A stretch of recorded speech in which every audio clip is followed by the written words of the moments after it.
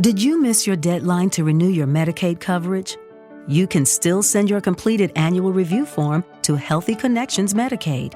You may be assigned to another health plan, but you can ask to come back to First Choice within 60 days of renewed Medicaid eligibility. It's your family. It's your choice. First Choice is the right choice. Renew and choose us. Visit selecthealthofsc.com/renew to learn more.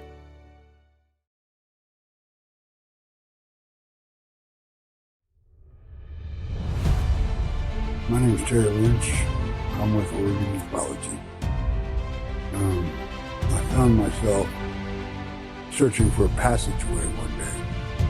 And that passageway leads right across the complete section of the Cascades, which I'm sitting in front of at the moment. On top of Lime Peak. I want to make sure that everybody sees the type of things that we find in the process of research for ufology. I have located a couple that's sitting here on the top of Lime Peak. She's facing south. He's facing north.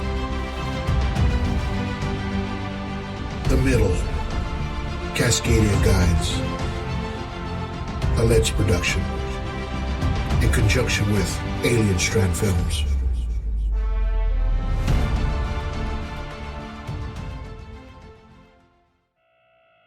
This podcast may contain listener graphic content. Listener discretion is advised.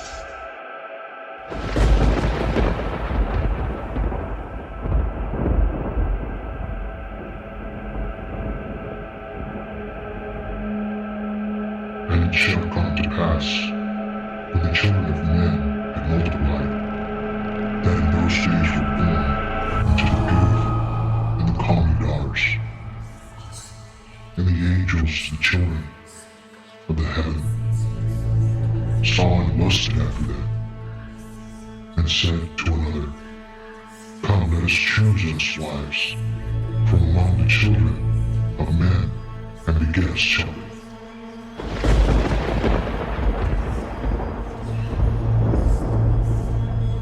And they became pregnant, and they bare great giants, which height was 3,000 ells, who stood shielded against all acquisitions of men.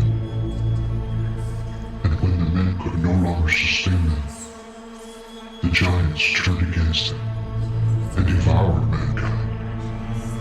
And they began to sin against birds, beasts, and reptiles, and fish, and to devour one another's flesh, and drink the blood.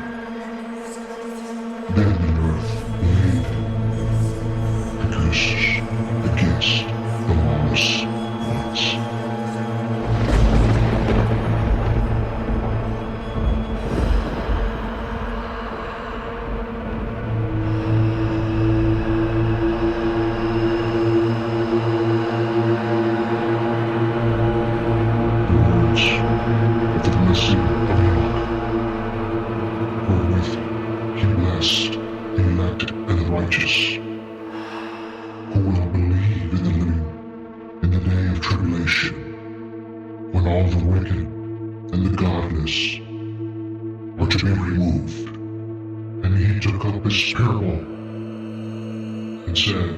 Enoch, a righteous man, whose eyes were opened by God, saw the vision of the Holy One in the heavens, where the angels showed me, and from them I heard everything, and from them understood as I saw, but not for this generation, but for the remote one, which is for to come.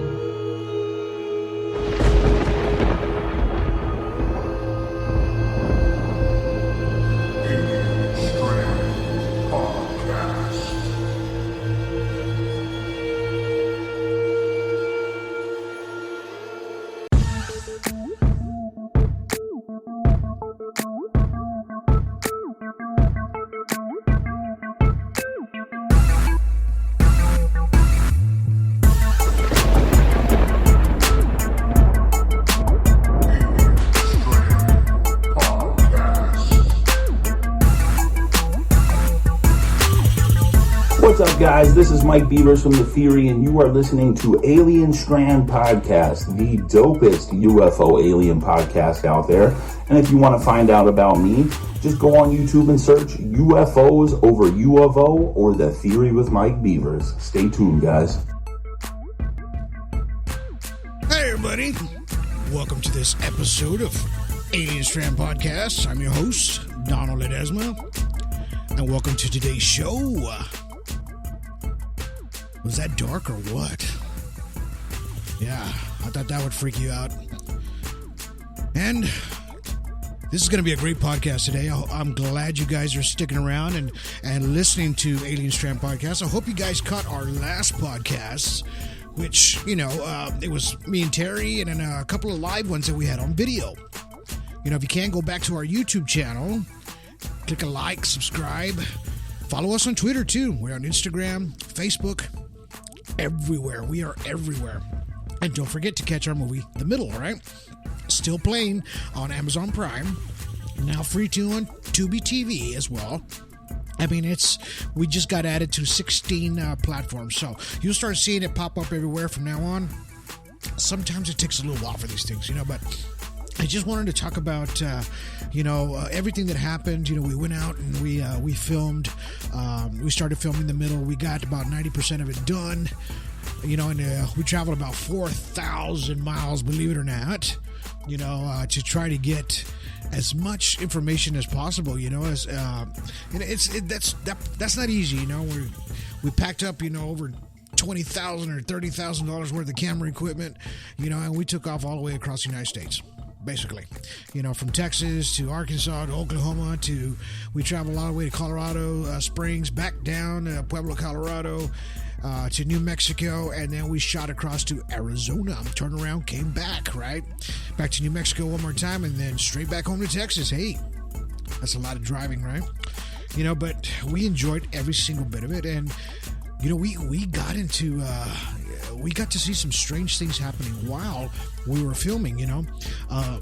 These folks had a lot to get off their chest, because CE3 is the movie's going to be about people that have witnessed a UFO and the things that come after that.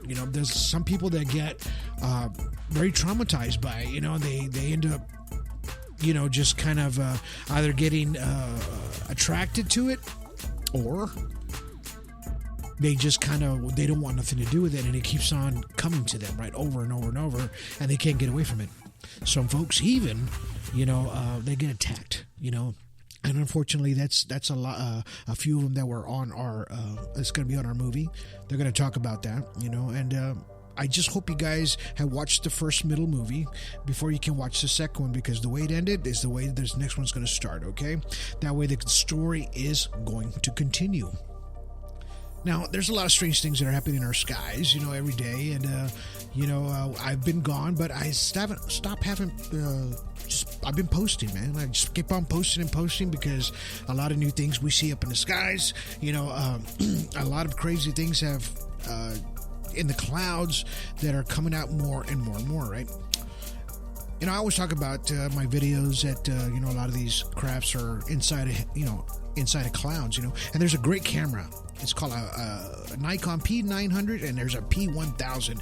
If you have a chance, get yourself one of those, put it on a tripod, and point it straight up at a cloud, and I swear, you can zoom in almost to the moon. You can see the craters on the moon. It's like you're standing there, right? That's how good of a camera this is.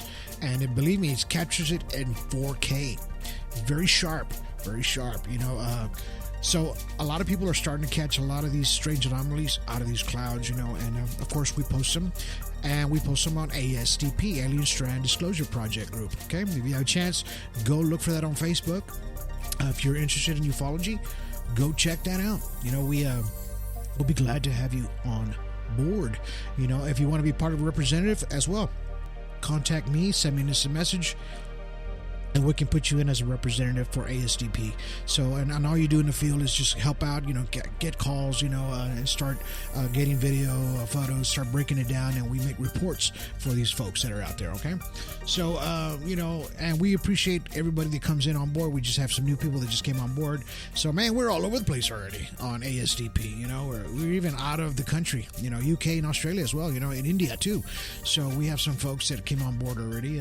Oklahoma, I believe we just got one on board. We have Arkansas, we have Colorado, we have South Carolina, we have Florida, we have Oregon, we have Arizona now that just came on board. So we're starting to get representatives all over the place. And like I said, don't forget, you guys want to be a part of that? Go to ASDP-UFO.com.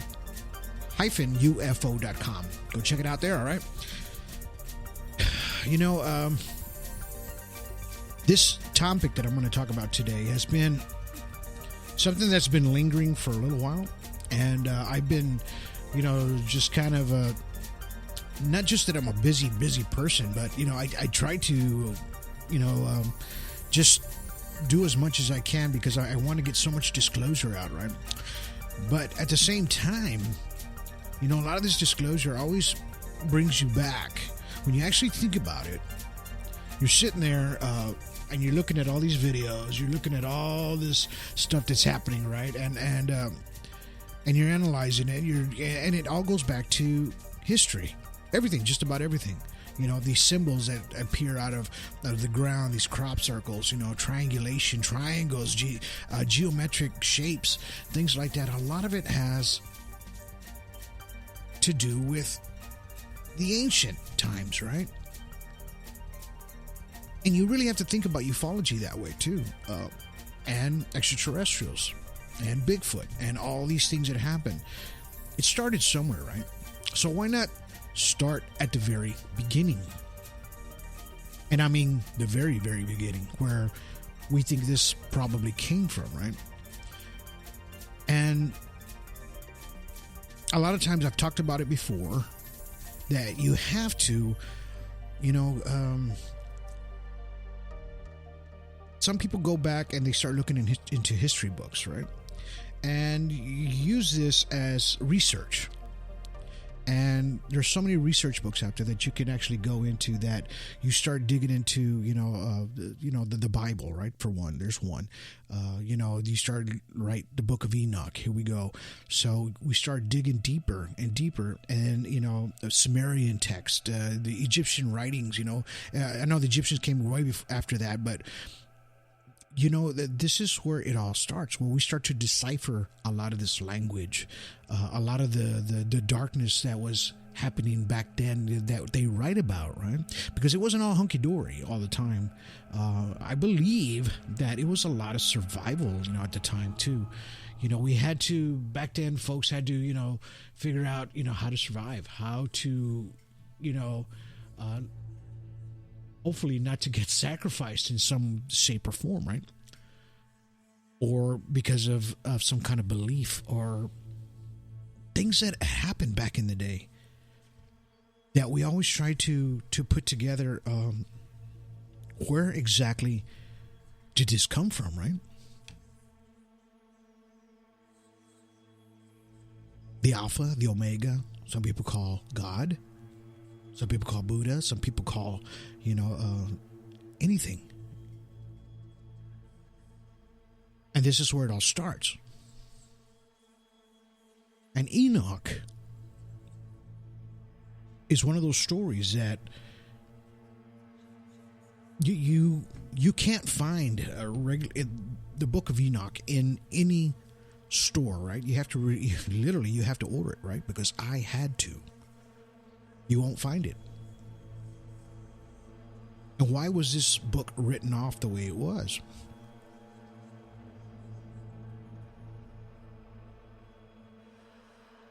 Because the way it was written. Now, I read this book from the beginning to end, and you have to look at it as a researcher. Because if you've read the book of Revelation in the Bible, Hebrew Bible, it can scare the crap out of you. If you look at it as research and try to figure out, okay, where were these prophetic prophecies and images and things, where were they coming from? How did they get those?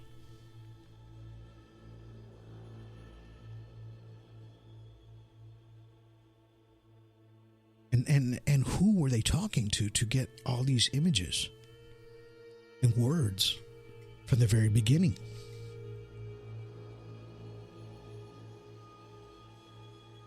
So most of the scholars, they believe that the Book of Enoch was written in Aramaic, right? Perhaps they are thinking in the earliest 3rd century BC. That's just where they found the oldest fragments of this book in the Dead Sea Scrolls, right? This is where this came from. And these were dated roughly around the 2nd century BC.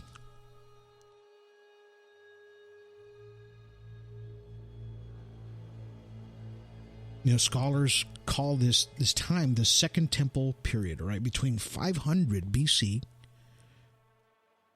through AD 770 AD, okay?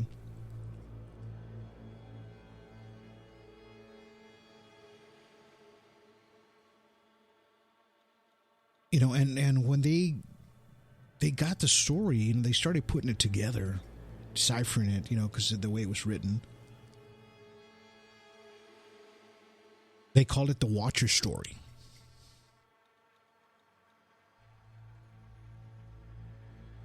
As it was described in the book of Genesis, right? In 6:1-4. And it says there that where the sons of God came into the daughters of man,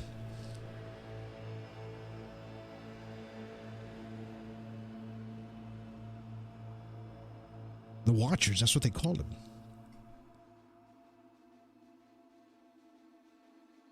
And it's a term, and it's a choice. It's like a term that they used back then. And they were supposed to be divine, like the sons of God. That's who these people were.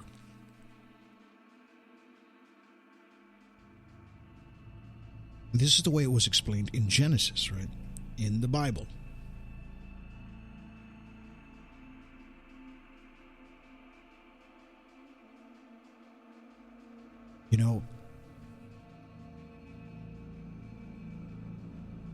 The way it was written, because of the way it was written, they took it out of the Bible. They kind of match some parts of Genesis and his words, but it's totally different. They kind of put an and a thee and mixed it up just a little bit, but basically has the same meaning. And he retold about the flood that was coming.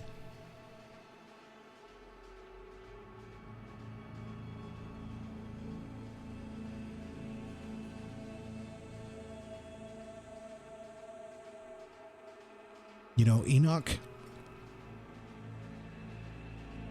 he had the elements in turn of quite consistent with the original Mesopotamian context of the book of Genesis, right? So his was a little bit more depth, more prophetic.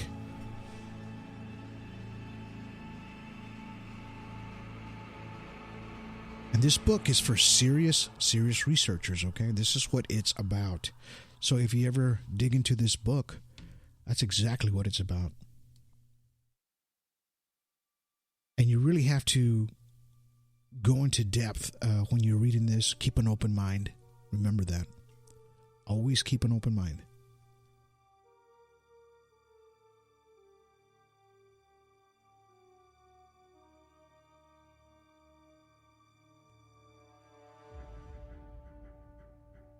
We know Enoch is a biblical figure, right? He was prior to Noah's flood. He was the son of Jared and the father of Methuselah.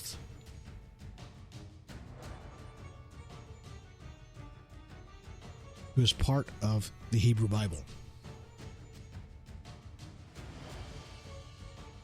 And it says that Enoch lived to be 365 years before he was taken by God.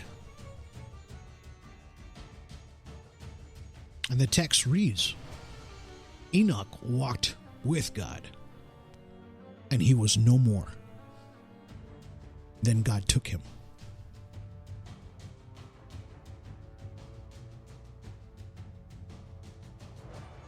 And that's in Genesis, right? So why would Enoch write about the Nephilim, giants? Because this is where we heard it from. Once you started seeing it from the very beginning, his words,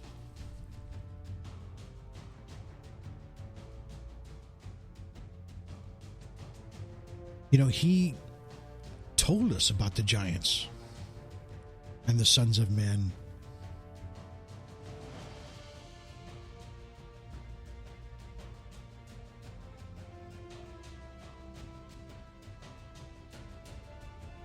And Enoch was actually one of the grandfathers of Noah. If you really think about it.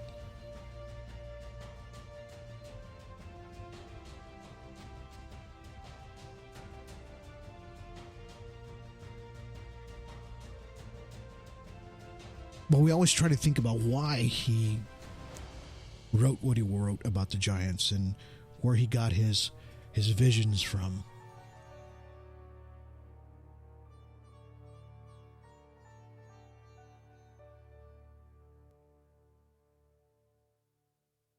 And it's when you read a lot of this book, it puts your mind in a different place because you're trying to figure out what he's trying to say.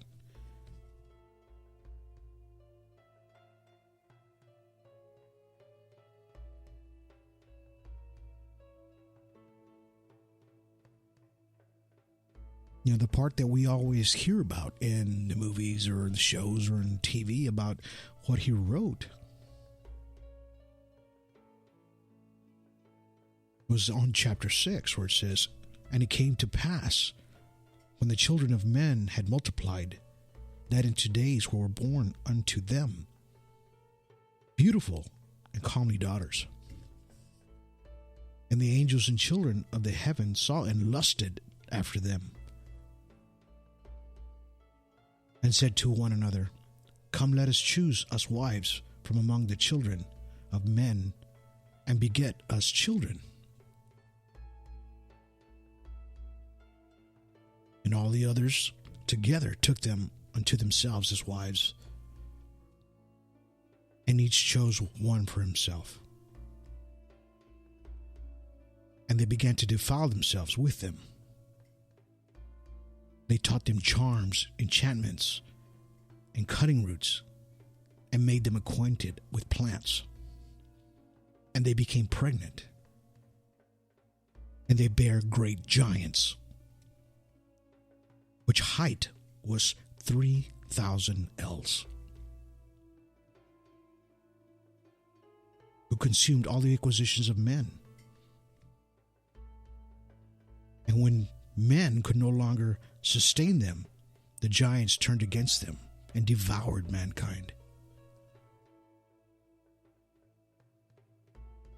And they began to sin against birds, beasts, reptiles, and fish, and devour one another's flesh and drink the blood. Then the earth laid accusation against the lawless ones." And this is the part that we always hear. You never hear the end of that. You always hear how they defiled the women and they turned into giants. That's it. That's all you ever hear. But I just read you the whole section of what he says, right? So these giants turned against men, started killing them and eating them, right?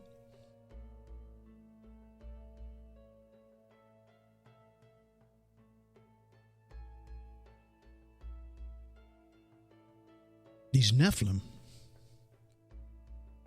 that came to Earth,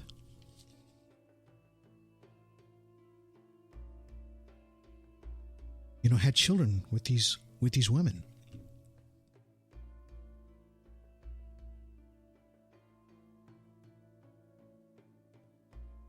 And then they had these giants, right? This is how the story begins. How long was Neil Armstrong actually on the moon? When did Europe start speaking English? Did Marco Polo really go to China? CuriosityStream is the streaming service for all things history, plus science, wildlife, and more. What's the real story behind the Mona Lisa? We've got that. What caused the collapse of Rome? We know. Where did we find mankind's earliest ancestor? Come find out.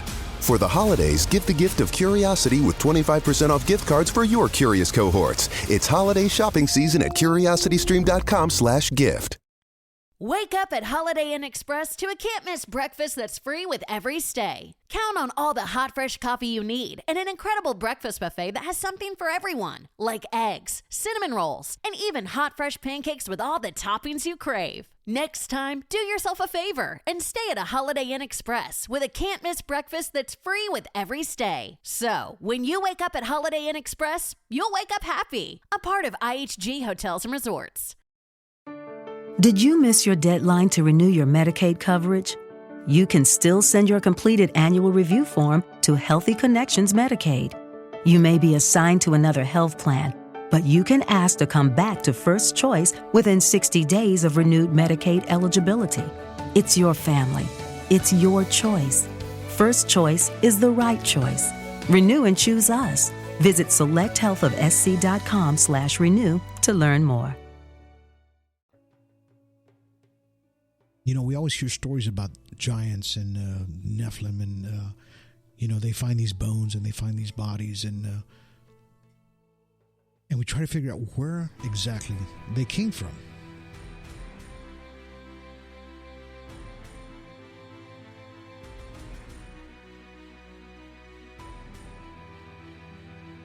And you always hear that they just say, no, well, this ain't true, it's just a folklore. And then they keep on digging up bones and bones, finding these giant footprint everywhere on Earth, right? So then you see these giant megalithic, structures that are, erected by, we don't even know if it's humans because these blocks are so huge. We're still trying to figure out how they were able to lift all those large blocks in order to get them to the structures that they made. If you notice on our modern, wonders of the world, it's humongous. They're giant. Easter Island statues, the pyramids.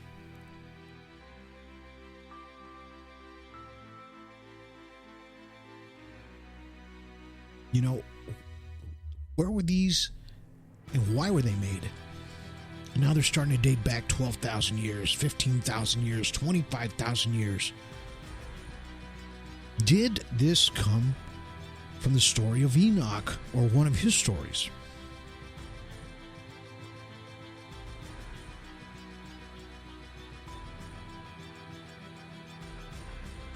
He talked a lot about how the sons of men became so evil that they have to be destroyed. In other words, it's almost like the Book of Noah, right? That men became so evil and the giants were evil that everything had to be destroyed. And this is how it comes out in the books, man. It's not me, it's not religious, it's not anything like that. This is what's coming out of the books that were written thousands of years ago.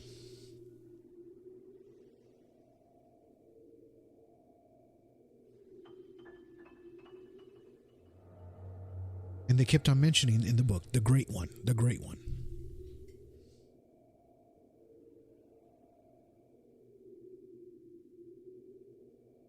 And he knew that there was going to be a time where there was going to be this flood.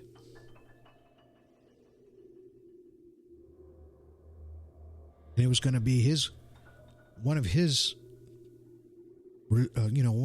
people,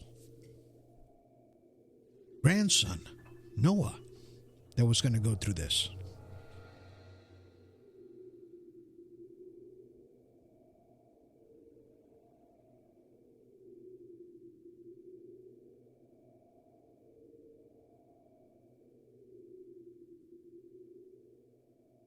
And he says, and whoever shall be condemned and destroyed from thenceforth be bound together with them at the end of generations, right? And destroy all the spirits of the reprobate and the children of the watchers, because they have wronged mankind, right? So this is what he was saying in the Book of Enoch.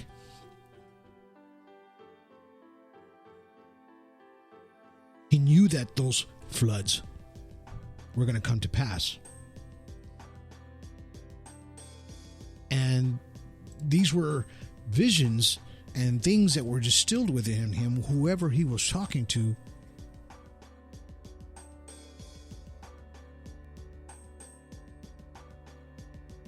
Because apparently these giants, these Nephilim, they turned against man.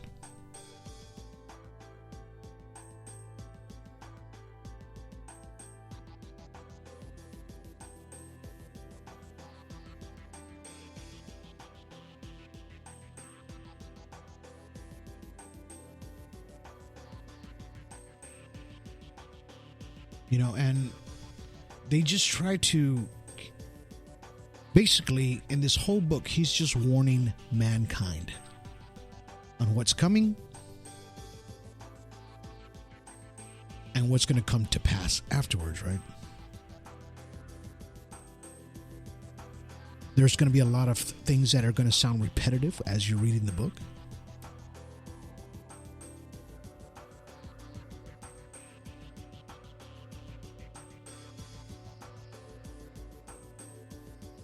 But in the end, you'll get the point of exactly what he's talking about, right?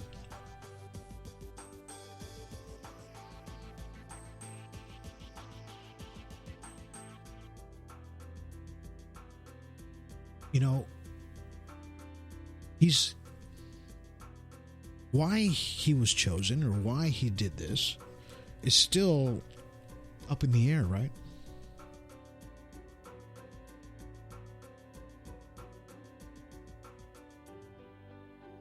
And, whether he was trying to warn humans of what was coming, and we don't know if people read this way before then, before they were found in the Dead Sea Scrolls. Possibility.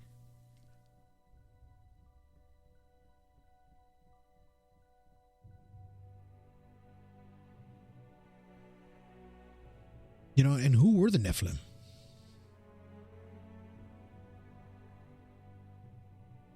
They say they are mysterious people of the Hebrew Bible who are described as large and strong. And the word Nephilim is loosely translated as giants.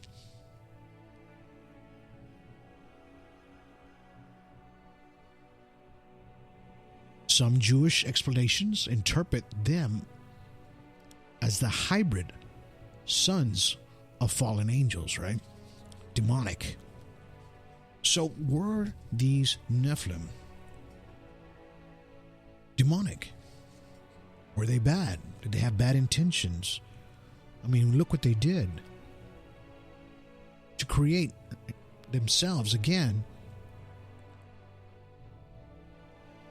to defile women, create more of them, right? This is what it says in the books.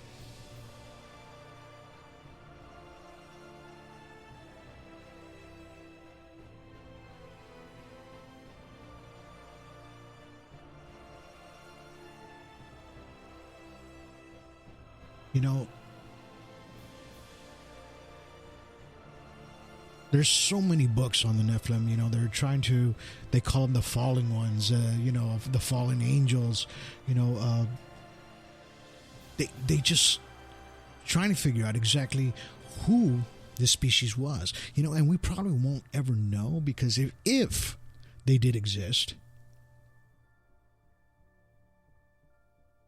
and the flood came and destroyed them all, well, they were probably covered up or eaten, right?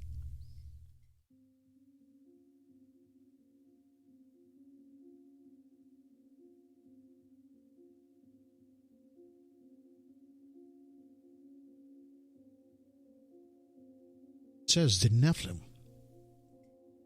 were in the earth in those days, and also after that, when the sons of God came unto the daughters of men, and they bore children to them that were mighty men, that were of old, the men of renown.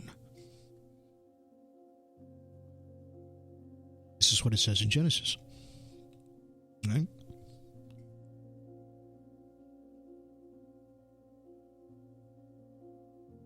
Genesis 6:4 just tells them where they don't know if it was clear if they were the sons of God or of their offspring.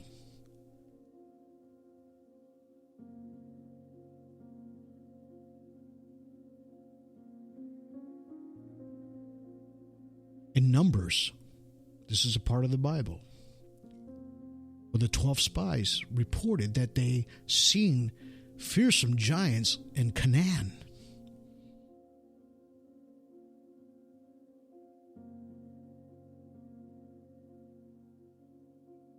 And it says, and there we saw the Nephilim, the sons of Anak, who come of the Nephilim. And we were in our own sight as grasshoppers, and so we were in their sight. So this is how huge these giants were. They felt like grasshoppers, mind you. Okay? Just imagine the size that they're putting to you here in the book of Numbers.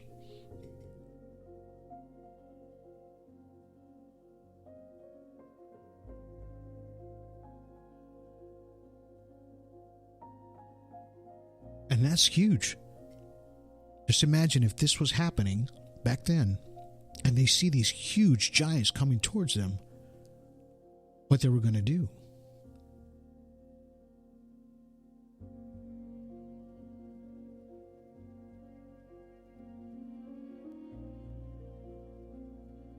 There's another passage in there in Genesis 6:4. And it says, they lie within the warriors, the Nephilim of old, who descended to Shaul with their weapons of war. They placed their swords beneath their heads and their shields upon their bones. For the terror of the warriors was upon the land of the living.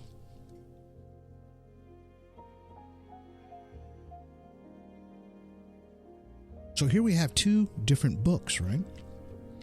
Written by two separate times. We have the Book of Enoch, and then we have the Bible. But they're both found inside of the Dead Sea Scrolls. How does that happen? So when Enoch wrote his book, it was carried on through generation and generation, right? Even after Noah.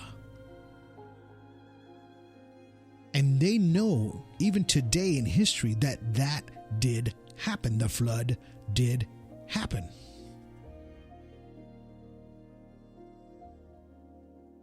Younger and driest time, period. That's what they call it. So they know there was a great flood, right? Enoch predicted it. Noah witnessed it. And then saved his text. Then they put it all together, buried it, until they were found with the Dead Sea Scrolls.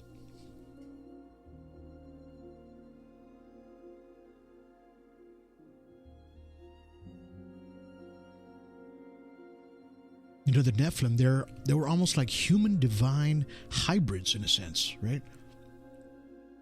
This is how they were explained in Numbers.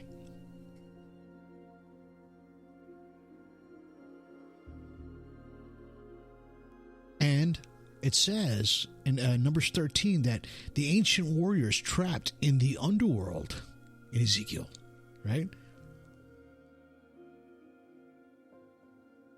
So were these giants, these Nephilim, were they demons of some sort?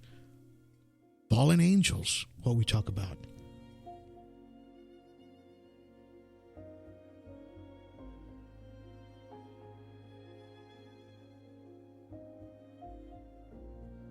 You know, if Enoch predicted the flood, he starts predicting all these things that are going to come. You know, almost exactly like the book of Revelation in a sense. He starts talking about how people would destroy people.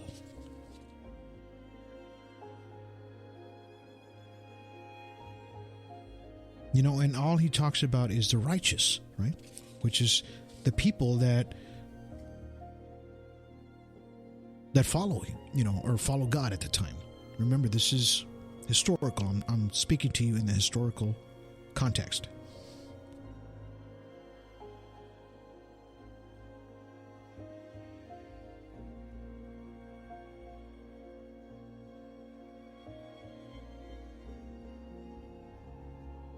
You know, like, even if you think about it today,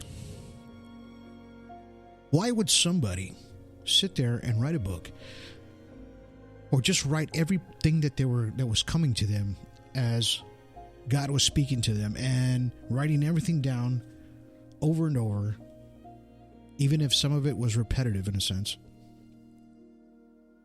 but warned about man, was warning us, humans,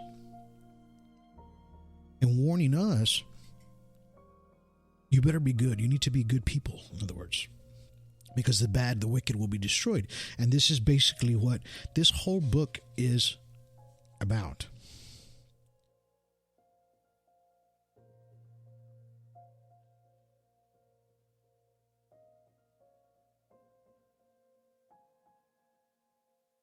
And it starts from the beginning to the end. You know, you know, it talks about the fallen angels, about everything like that, you know.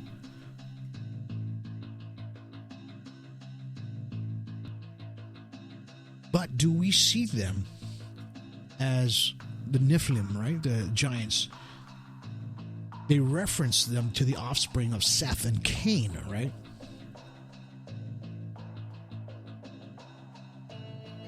For rebelling from God and mingling with the daughters of Cain.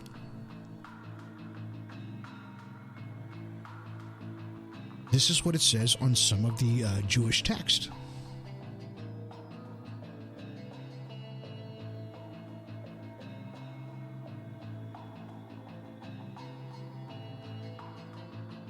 You know, we hear stories of back then in the day, if you remember, David and Goliath, right? So Goliath was huge.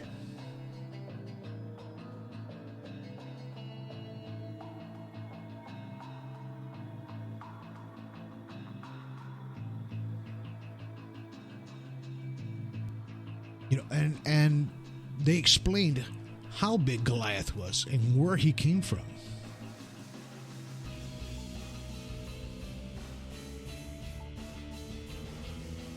So it says the oldest manuscripts of the Dead Sea Scrolls come from the text of Samuel from the 1st century BCE and the 1st century CE. And it said all gives height as 4 cubits and a span, which is about 6 feet and 9 inches tall, right? So you're thinking, well, that's not very tall, right?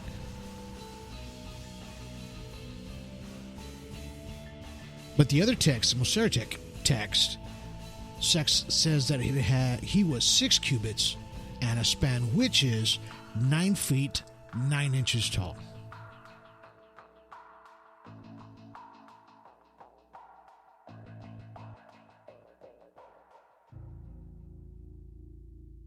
we all know the story of David and Goliath, how he slayed him. He said this thing was huge. This man was huge.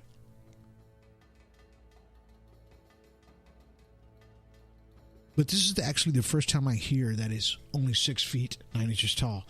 But in most of the textbooks, you were going to hear 9 feet, 10 feet. He was this huge, huge man, which they called a giant.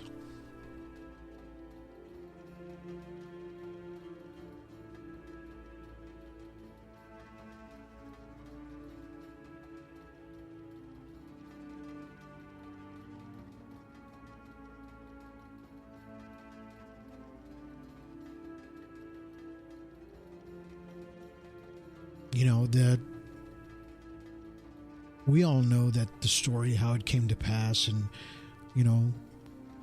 we always try to figure out, where did this Goliath come from? Why was he so big?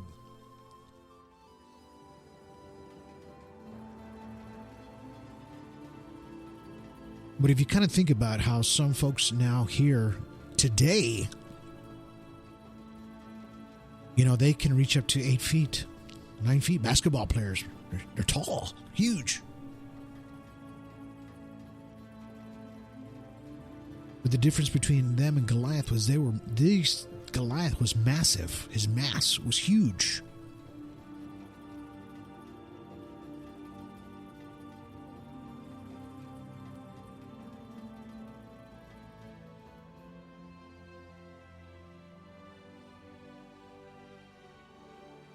And we always try to piece together the NEPHILIM, the giants, the fallen angels, where it all came from.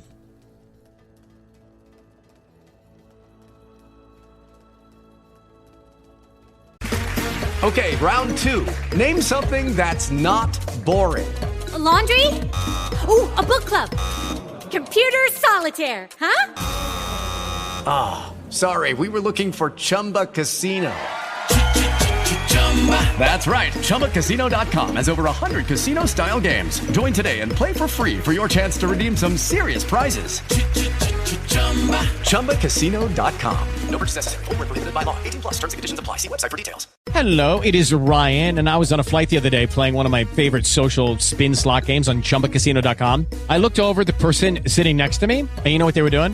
They were also playing Chumba Casino. Coincidence? I think not. Everybody's loving having fun with it. Chumba Casino is home to hundreds of casino-style games that you can play for free anytime, anywhere, even at 30,000 feet. So sign up now at ChumbaCasino.com to claim your free welcome bonus. That's ChumbaCasino.com and live the Chumba life. No purchase necessary. VGW. Void where prohibited by law. See terms and conditions. 18+.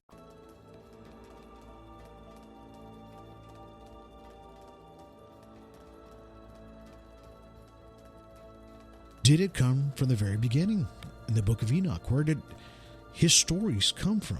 Did he live among the NEPHILIM?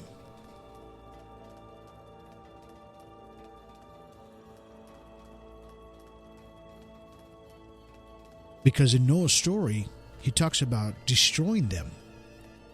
So they were still around, even after he was gone.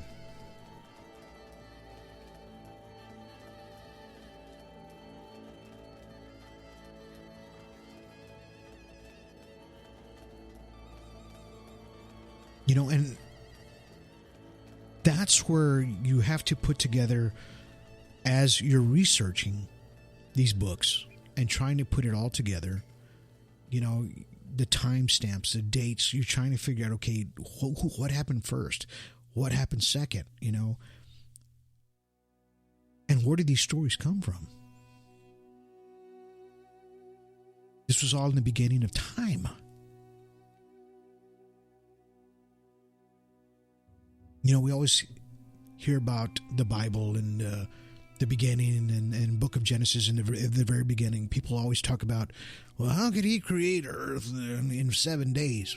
Okay. I'm just going to give you a little open-minded part about that just real quick.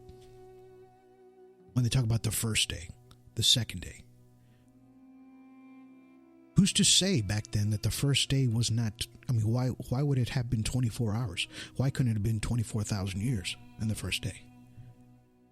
Second day, another 24,000 years. Third day, another 24,000 years. Fourth day, another 24,000 years. Okay? So you have to look at it this way. This is the way they spoke back then. There was no sense of time.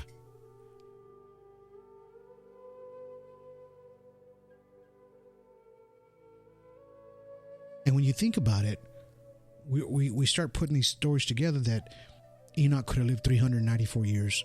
Another story says he lived 700 years. Even Noah. You know, and you think about how could they have lived so long, and now we barely even can live, 100 years old, if you're lucky. Well, who says that 1 year of time back then was 365 days, right? Could have been double that, could have been triple that. So this is why I always question the years back then, how they did time. And then how long was this being taking place from the beginning of time? Who says that on day 1 or day 2 or day 3 that there weren't things already here being processed and made on Earth, right? These are things you have to think about. Think about the larger picture. Don't be so close-minded and just, nope, that didn't happen in 1 day. Nope, that didn't happen in 2 days. No, you can't. You can't think like that, because and then you wouldn't be able to scholar right. You wouldn't be able to do your research right.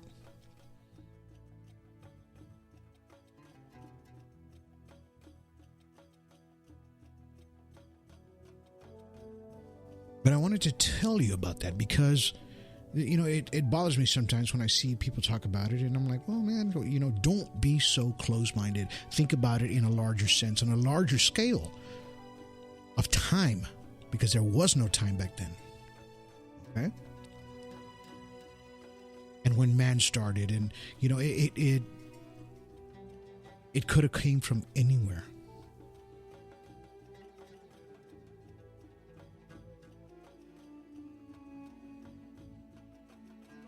We could have been placed here from another planet. We could have been, made here by organisms. Could have been created. Remember, nothing is created by nothing. Just remember that. It started somewhere.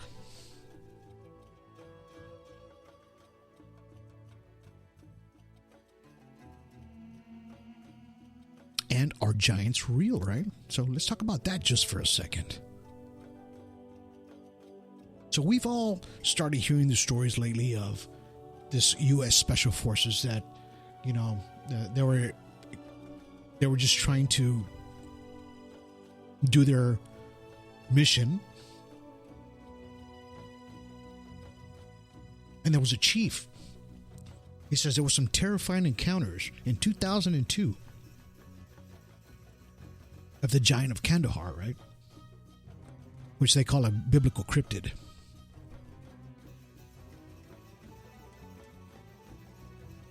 And they said that the special forces stumbled upon this creature who was a giant.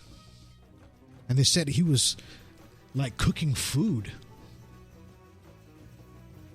And just sitting there, and they came across him. Mind you, he was huge.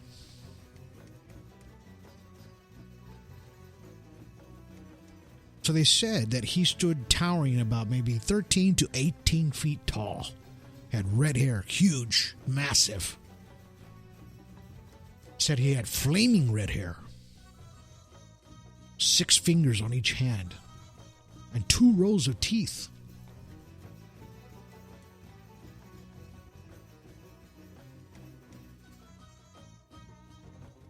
They say this giant lunged at them and they had to open fire. But when he did, he had a spear in his hand. And he killed one of the service members with a spear. And they said they opened fire on him for about 30 seconds.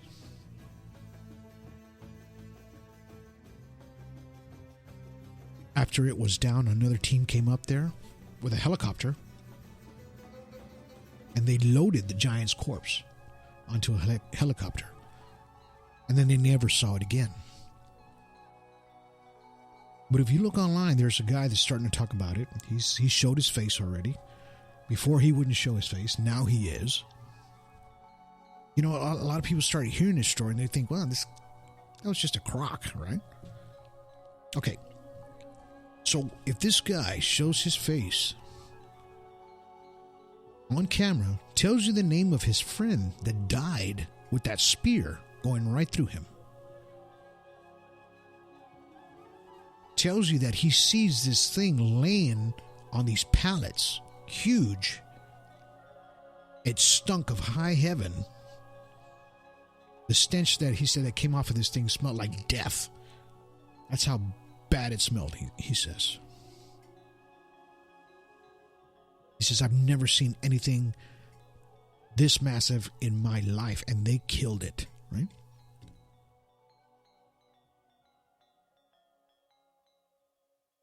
Where did they take it to?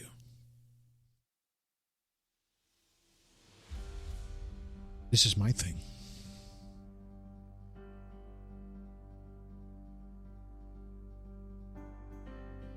You know, we read a lot of stories online of how they have not been able to find any kind of bones, locate any large fragments of giants. I mean, we've seen some CGI stuff out there. I've seen it.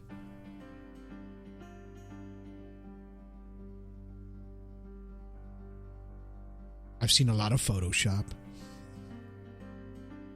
But if you look and you Google it, just Google skeleton bones of giants found, every single one is going to turn from you and say, nothing has ever been found and conclusive.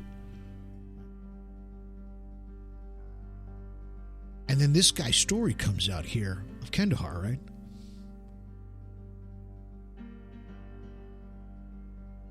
Why keep this story hidden?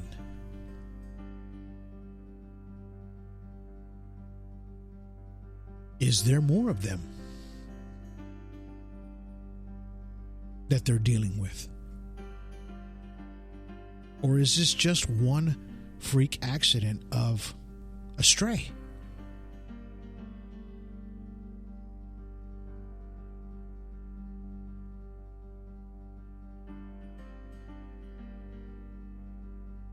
But if there's one male, right?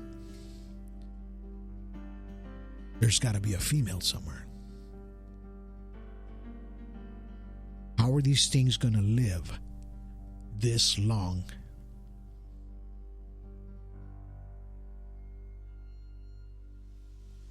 Right? Was he the last one?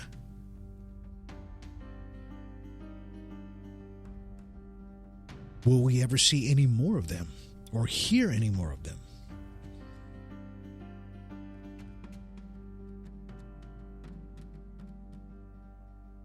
I don't think he's the last one.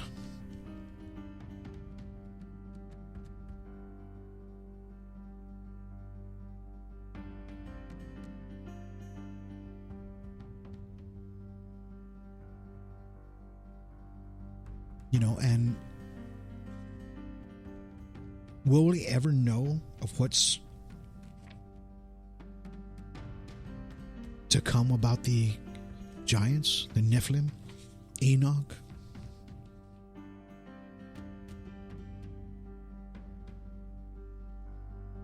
The Bible? We try to piece everything together to have some kind of outcome of all this information of history.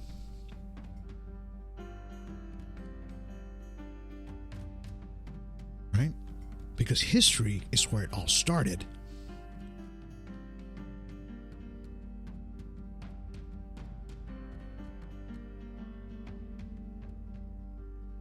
And we're still looking for the answers today.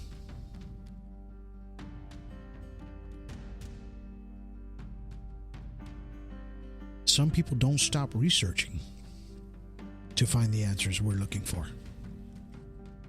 And I hope they don't. Because one day, I believe, we will find a book or words or something that's written as we have now that's going to match all these things together, right? Maybe at an earlier period. Because the further back you go, and the more these stories match up, there has to be some kind of truth to it. Maybe not everything, but there has to be some kind of truth to it all.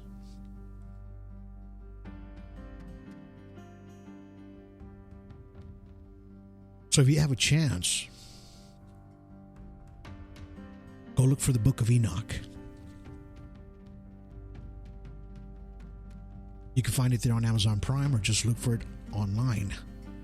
It's about the best place you can get it. And get the hardcover. It'll last you longer. You want to research it yourself? Be my guest. But keep an open mind. And remember, if you're going to read it with an open mind as research as well. You can look at it in a biblical aspect of it. You can look at it as your religion aspect of it if you want. You can look at it as a research, as a student, to try to find the answers exactly of what possibly happened and what happened to Enoch and why these stories came to pass already, what he spoke of.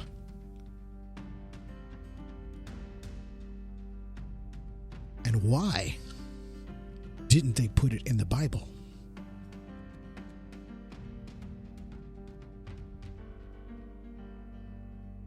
Those are the questions that we have to think about before we make that ultimate decision.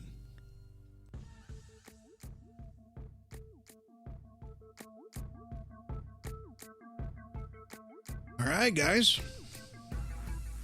I hope you enjoyed this nice podcast on the Book of Enoch. I really enjoyed talking about the Book of Enoch. It's a little dark sometimes, right?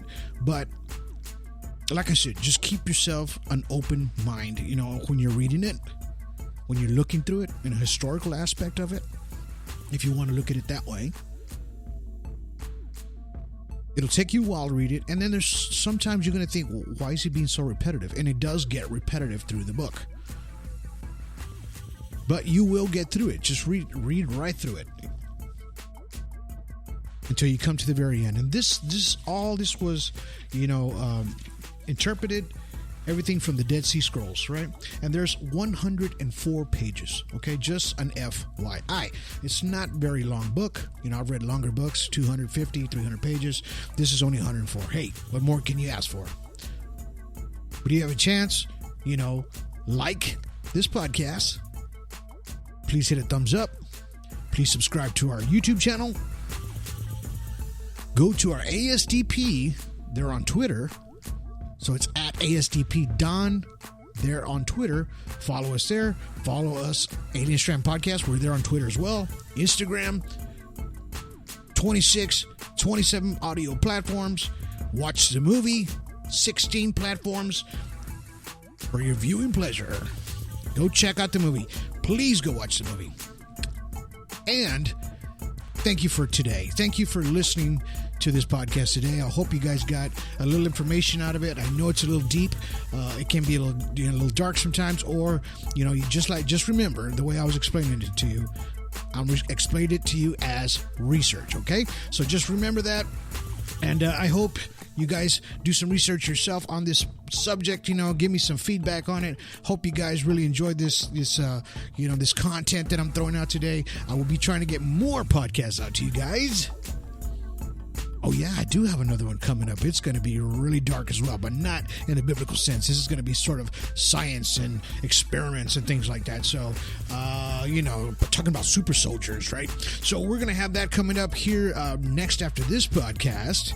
If you have a chance, go to our YouTube channel. Please like and subscribe there. Watch all our videos there, man. A lot of them are live. Go to the live section. You'll see a lot of them with Terry Lynch and myself and a couple of the guys on there. I try to get as many people as possible, and I'm going to get more guests on as well, okay? If you guys know anybody, send me a shout out. Send them right to me. If they want to be on the podcast, you're more than welcome to come on the podcast with me. And we'll talk about, if you got a book, you got a movie, you got anything, just give me a holler, all right? But until then, you guys have yourselves a good day. Have yourselves a good evening. And have yourselves a good night.